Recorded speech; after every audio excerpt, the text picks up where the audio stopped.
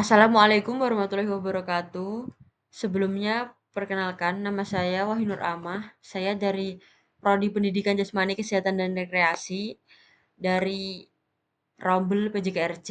Di sini saya akan menjelaskan mengenai pendidikan anak berkebutuhan khusus tunaganda yang diampu oleh Dr. Tommy Soinyoto, SPD MPD, dan juga Ibu Dwi Tiga Putri, SPD MPD. Baik, di sini saya akan menjelaskan pengertian dari anak tunaganda. Anak tunaganda di sini merupakan eh, adanya kelemahan pada anak dan kerusakan beberapa fungsi seperti kombinasi lemah mental dengan kebutaan lemah mental, dengan cacat tubuh dan lemah mental, dan lain-lain. Yang dimana menyebabkan mereka mengalami kesulitan dalam kemampuan beradaptasi terhadap lingkungan, bertahan hidup, dan dalam proses belajar anak. Klasifikasi anak tunaganda. Klasifikasi anak tunaganda dibagi menjadi tiga, yaitu ada anak tunaganda dan tunamajemuk tingkat ringan, anak tunaganda dan tunamajemuk tingkat sedang, dan juga anak tunaganda dan tunamajemuk tingkat berat. Anak tunaganda dan tunamajemuk tingkat ringan, misalnya anak tunareta ringan dan tunarungu ringan. Kelompok ini masih memungkinkan untuk dilayani dengan kurikulum SD reguler dan SLB, sekolah luar biasa, yang dimodifikasi sesuai dengan tingkatan ketunaannya. Anak yang kedua, anak tunaganda dan tunamajemuk tingkat sedang, eh, antara lain tunanetra sedang, mampu berlatih, Kerbler-Plessy. Kelompok ini masih memiliki kemungkinan untuk dilayani dengan kurikulum SLB yang dimodifikasi sesuai dengan tingkat ketunaannya. Yang ketiga, anak tunaganda dan tunamajemuk tingkat berat. Misalnya adalah buta tetapi mampu merawat, buta tuli mampu rawat. Kelompok ini tidak mungkin lagi untuk dilayani dengan kurikulum SLB. Akan tetapi mereka diperlukan program pendidikan khusus atau program pengganti. Nah, jadi bisa disimpulkan bahwa anak tunaganda dan tunamajemuk tingkat ringan dan sedang itu masih bisa dilayani dengan sekolah luar biasa. Kalau anak tunaringan, anak tunamajemuk dan tunaganda ringan malah masih bisa masuk di sekolah reguler. Tapi kalau sudah masuk dalam tingkat yang berat, eh, kemungkinan besar malah sudah tidak bisa diterima di SLB. Akan tetapi mereka diperlukan program pendidikan khusus. Baik, setelah itu ada faktor penyebab anak tunaganda. Ada dua faktor nih, faktor prenatal dan faktor natal. Nah, faktor prenatal ini dibagi menjadi 5, yang dimana ada kerusakan pada otak janin, kelainan genetik, infeksi selama kehamilan, gangguan metabolik, faktor lingkungan, ketidakseimbangan gizi. Nah, kerusakan pada janin sebagai contoh ketidaknormalan dalam perkembangan otak janin selama kehamilan dapat mengakibatkan masalah serius dalam perkembangan fisik dan intelektual anak. Dan juga kelainan genetik. Kelainan genetik di sini merupakan kelainan yang disebabkan oleh gen atau kromosom seperti sindrom Down, sindrom Edwards, atau sindrom yang terkait dengan peningkatan resiko cacat berat. Infeksi selama kehamilan. Infeksi ini tentu dialami oleh ibu selama kehamilan, seperti infeksi rubella atau infeksi toxoplasmosis, yang dimana dapat menyebabkan kerusakan perkembangan pada janin. Ada juga gangguan metabolik. Gangguan metabolik di sini yang diturunkan oleh orang tua dan diwariskan kepada anak dan juga dapat menyebabkan masalah perkembangan fisik dan intelektual pada anak. Faktor lingkungan. Faktor lingkungan di sini sangatlah berpengaruh, yang dimana jikalau janin terpapar zat yang berbahaya seperti taksin atau alkohol, narkoba terlarang, yang dimana dapat merusak perkembangan janin. Dan ada juga ketidakseimbangan gizi. Ketidakseimbangan gizi di sini eh, bisa diartikan dengan kekurangan nutrisi penting selama kehamilan, yang dimana dapat berdampak negatif pada perkembangan janin. Dan juga faktor natal. Faktor natal di sini merupakan faktor yang disebabkan oleh uh,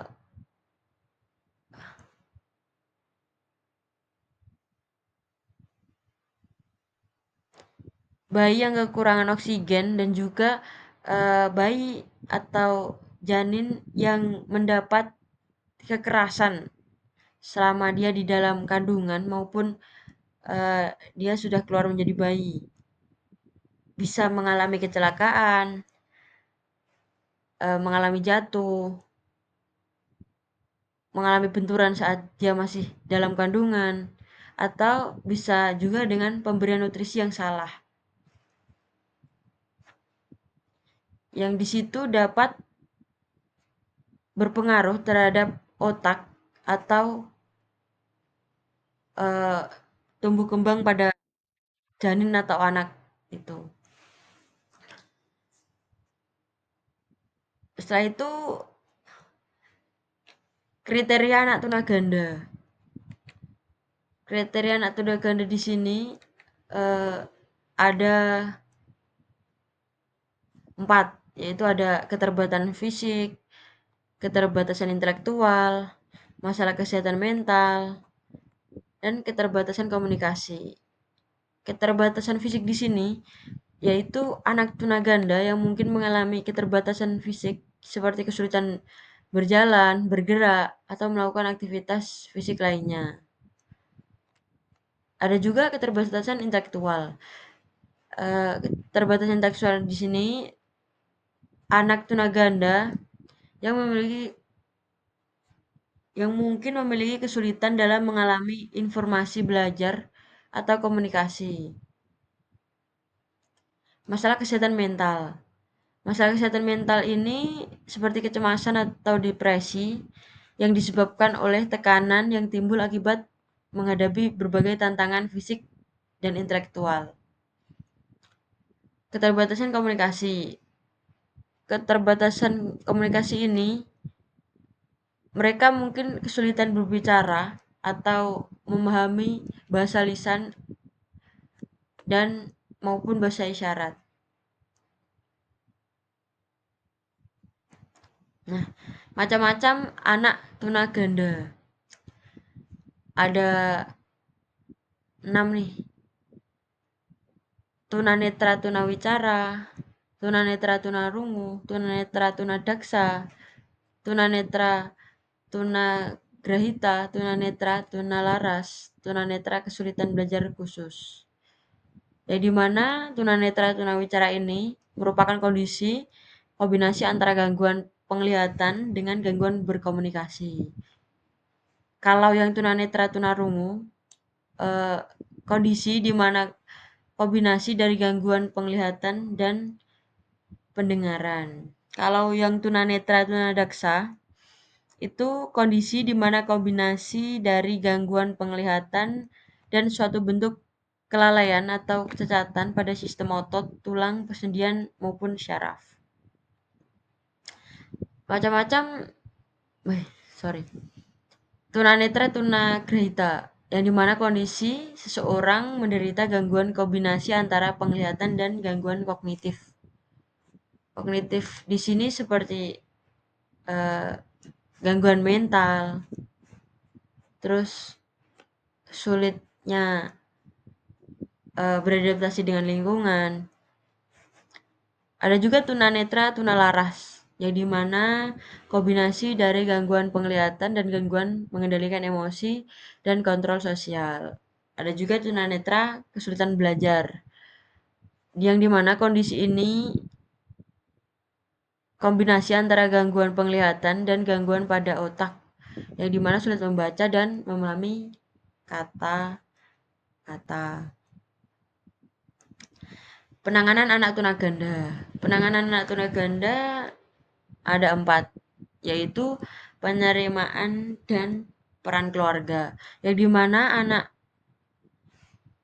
berkebutuhan khusus atau ABK perlu adanya penerimaan dan peran keluarga, yang dimana dia sebisa mungkin harus diayomi dan diterima, dimana dia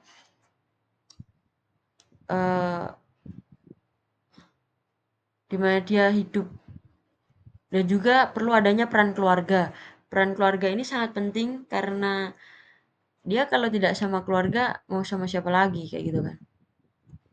Terus pendidikan khusus dan individual ini juga penting karena anak berkebutuhan khusus itu perlu adanya pendidikan yang khusus juga. Anak berkebutuhan khusus tidak bisa disamaratakan dengan anak-anak yang normal seperti biasanya. Dia perlu adanya perhatian khusus, bisa dikatakan perhatian khusus untuk mendapatkan pendidikan khusus itu sendiri. Ada juga program terapi dan intervensi dini. Anak berkebutuhan khusus perlu juga adanya program terapi agar dia bisa lebih baik dari sebelum-sebelumnya. Yang keempat, dukungan sosial dan masyarakat. Ya, di mana anak berkebutuhan khusus perlu adanya dukungan sosial dan lingkungan di mana tempat dia tinggal. Agar ini bisa dikatakan nyambung dengan yang nomor poiner 1 ya. Karena dukungan sosial dan penerimaan itu sangat penting untuk anak berkebutuhan khusus. Ya balik lagi, kalau dia nggak sama keluarga atau sama orang terdekat, mau sama siapa lagi. Proses pembelajaran pendidikan jasmani adaptif untuk anak berkebutuhan khusus bisa dengan pendidikan jasmani yang difokuskan pada perbaikan kemampuan fisik dan meminimalkan hambatan kegiatan fisik bagi anak tunagrahita dan anak berkebutuhan khusus lainnya. Proses pembelajaran ini meliputi perencanaan seperti penyusunan kurikulum yang sudah disesuaikan, media pembelajaran dan alat bantu, dan juga sudah standar maupun disesuaikan dengan anak berkebutuhan khusus itu. Pelaksanaannya juga bervariasi, bisa di dalam dan di luar kelas, serta juga adanya penilaian aspek efektif, kognitif, dan psikomotorik yang disesuaikan dengan kondisi anak. Teknik pembelajaran juga menyesuaikan kemampuan anak dengan memberikan materi sederhana seperti senam ringan, permainan yang menyesuaikan kemampuan fisik, dan sensorik. Perlu juga adanya memahami karakteristik siswa, menggunakan bahasa isyarat, memberikan motivasi, serta menciptakan lingkungan belajar yang kondusif dan aman. Saran dari materi dan penerapan anak berkebutuhan khusus ini pada pendidikan jasmani bisa dengan adaptif. Untuk anak tunaganda harus mencakup proses individu yang sesuai kemampuan fisik dan komunikasi dengan anak. Metodenya bisa dengan materi yang dimodifikasi, bisa menggunakan alat bantu, konsep konkret, visual, atau taktil. Evaluasi rutin juga diperlukan agar pembelajaran dan tujuan bisa disesuaikan. Guru yang terlatih juga perlu adanya agar bisa tercapainya sebuah tujuan. Kolaborasi dengan orang tua serta lingkungan yang aman agar mendukung anak dapat berkembang dari segi fisik, motorik, sosial, dan emosionalnya.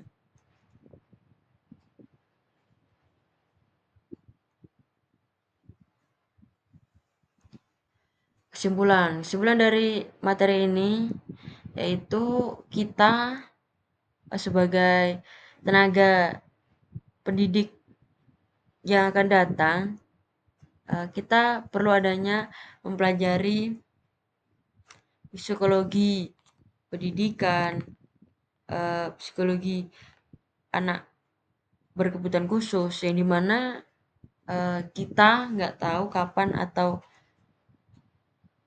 ya nanti menemui kasus-kasus seperti ini, agar kita siap, setidaknya kita memiliki bekal untuk menghadapi hal tersebut.